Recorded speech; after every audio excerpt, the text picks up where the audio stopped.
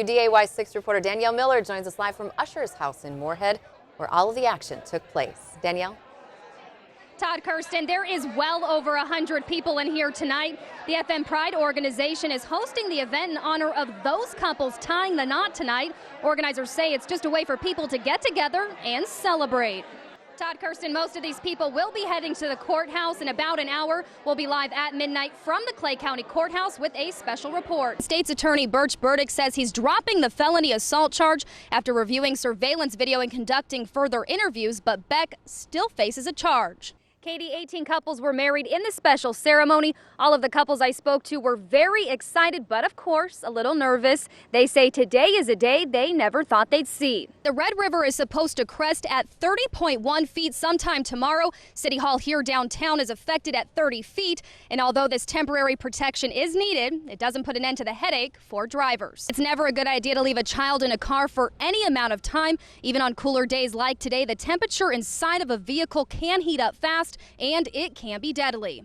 Todd, Robin, I'm at one of the smartest places you can possibly be when temperatures are as hot as they are like today, the shade. But another great option is the cooling tent. Every year there are new booths from food to vendors, but this year one vendor's artwork will have you doing a double take.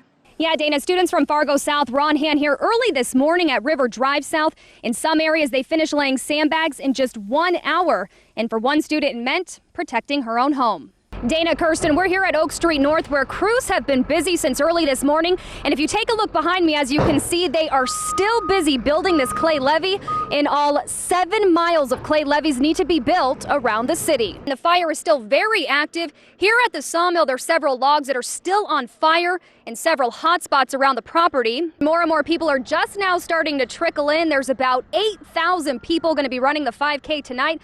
Crews are actually in the process right now of shutting down University. So if you are planning on heading out, you might want to do so because traffic is only going to get worse. Yeah, Dana, the only levee with water on it or that's even being used as protection is this one here on 2nd Street South. Luckily, the others aren't needed and could start coming down as early as Thursday. We were the first to arrive here on scene, and when we did, the victim was standing right here, covered in blood. Danielle Miller joins us live with details in our top story. Danielle? Dana, Kirsten, things are much quieter than they were here earlier this morning. Earlier, all 3 of the spider machines were up and running, and now just one. All of the temporary flood protection should start coming down no later than Wednesday. And good news for drivers, the clay levee here at 2nd Street North is already starting to come down. The city of Fargo will spend nearly $533,000 to remove all clay levees, trap bags, and sandbags. Workers are banking on the piles of snow we have. Reporter Andrea Hubble is live this morning with the latest. Good morning, Andrea. Crews are finally getting a chance to clear away snow dumped by the winter storm. Cleanup may take weeks. Street employees have been working around the clock to clear main roads first. And we could do without that graphic, Daryl. The Arctic Blast Yes, graphic? We don't need it. I'll see if I can toss it. All right, thank you. And the weather. Bring us some warm weather. It'll come in this summer. I always say that. All right. Thanks, Daryl. Here's Jane King with your Bloomberg Business Report. If you are planning to come out to Rib Fest, it runs through Saturday. Gates open are from 11 to 11. Admission is just $5 per person. Kids 12 and under are free. Reporting live here from Rib Fest, Danielle Miller, WDAY 6 News. And Danielle, again, what are you bringing us back? Cheese curds, of course, everyone's favorite. All right. Who needs ribs? Thank you, Danielle. A tour recognized by Rolling Stone as one of the top 10 hottest summer package tours of 2012 will make its rounds back to Grand Forks. The Midwest Rock and Roll Express tour with rock bands REO Speedwagon, Styx, and Ted Nugent will kick off their first show April 18th. Well, Daryl, I know you're excited about that concert, just like I'm excited about the weather today. Melt some of that snow. Well, There you go. You are waking up to travel trouble. The headaches for drivers continuing at this hour and throughout the rest of the day. I-29 is closed from Grand Forks to Sioux Falls. Well, I guess our luck makes up for our chilly temperatures. The article points out the oil boom is causing rent hikes, increased crime rates, and schools overflowing in the western part of the state. Coming up on First News, a look at legislation for couples hoping to end their marriage in divorce. Well, up next on First News, a local teacher garnering Grammys for his musical CD.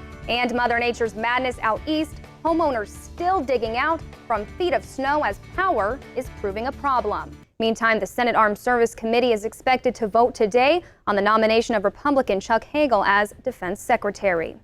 We are now past the day when bills with a price tag needed to be referred to the House and Senate Appropriations Committee for review. Coming up tonight at 6, we'll continue our live coverage. Kirsten Keeley will be out here live from the Fargo Dome for the 5K, and I'll take a look back at the marathon over the years.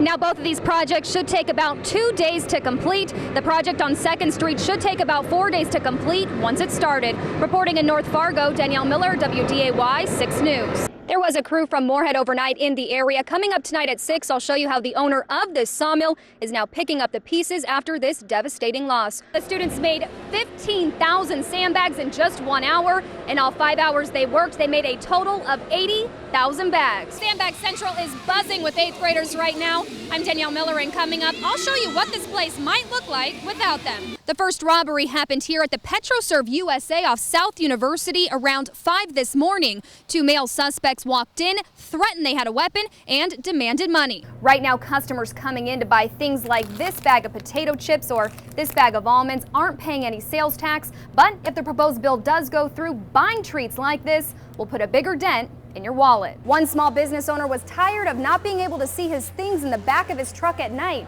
so he invented these LED light strips that have now solved that problem. While business may be booming for towing companies, people who have to clean up the mess are simply sick of it. Speechless. I feel speechless. Pretty much, but I mean, it's so exciting. Barbara Thielbar and her bride Ray Goss have been in a serious, committed relationship for 10 years. They share a house, a son, and now legally the same last name. Just knowing that we have rights to different things, you know, that other couples do.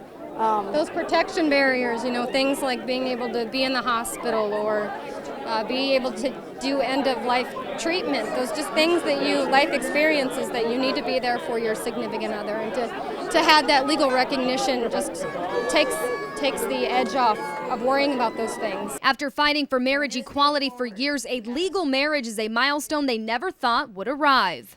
By the power vested in us by the state of Minnesota, we pronounce that you are now legally married. Now we're having legal recognition, which just kind of solidifies our relationship. You may seal your vows with a kiss. Another couple taking part in the midnight ceremony is Christopher Fritz and Patrick Rethwish. They say the significance today holds will last a lifetime. It's great. You know, our family and friends support us already, and now that we are recognized by our state, it's fantastic, and I'm proud to be part of Minnesota now. Now that Minnesota law serves in both couples' favor, they can now legally live happily ever after. It's finally happening. I feel like you fit in.